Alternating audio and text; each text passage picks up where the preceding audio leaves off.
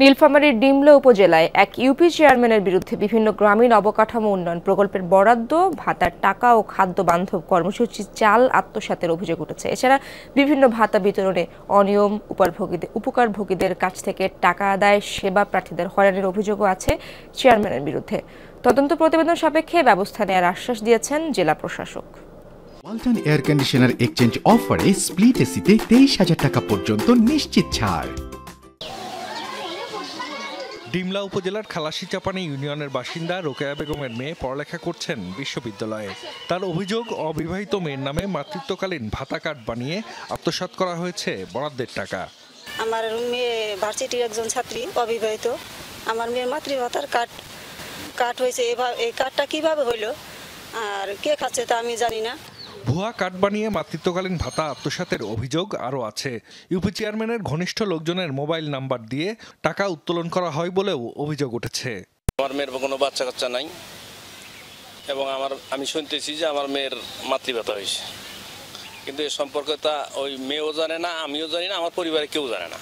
এছাড়া গ্রামীণ অবকাঠামো উন্নয়ন ও রক্ষণাবেক্ষণ সহ বিভিন্ন প্রকল্পের বরাদ্দ ও খাদ্যবান্ধব কর্মসূচির চাল আত্মসাৎ, ভাতা কাট করে দিতে টাকা আদায় সহ নানা অভিযোগও আছে ইউপি চেয়ারম্যানের বিরুদ্ধে। প্রশাসনের কাছে লিখিত অভিযোগও দিয়েছেন অনেকে।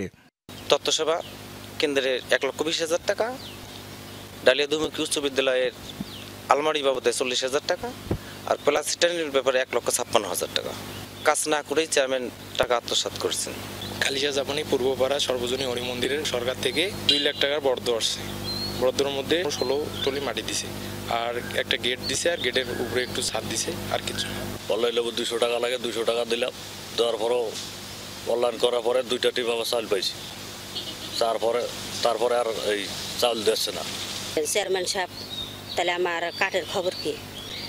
বাকি 2,000 করে টাকা লাগবো, তা আমি গরিব মানুষ, আমি তো টাকা দেবো কোথার থেকে?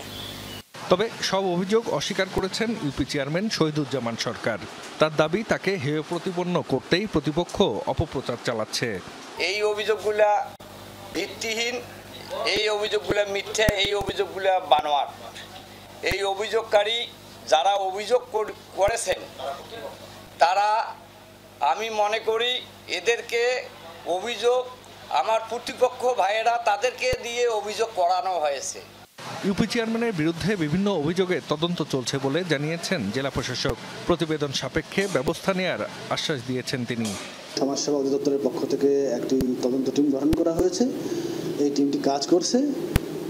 আমরা আশা করছি এই প্রতিবেদনটি পেলে সেখানে যদি এ ধরনের ভাতা বিতরণের সাথে কেউ অনিয়মে যুক্ত থাকে তার বিরুদ্ধে আমরা প্রয়োজনীয় ব্যবস্থা গ্রহণ করব। জাহিদ হাসান, যমুনা নিউজ।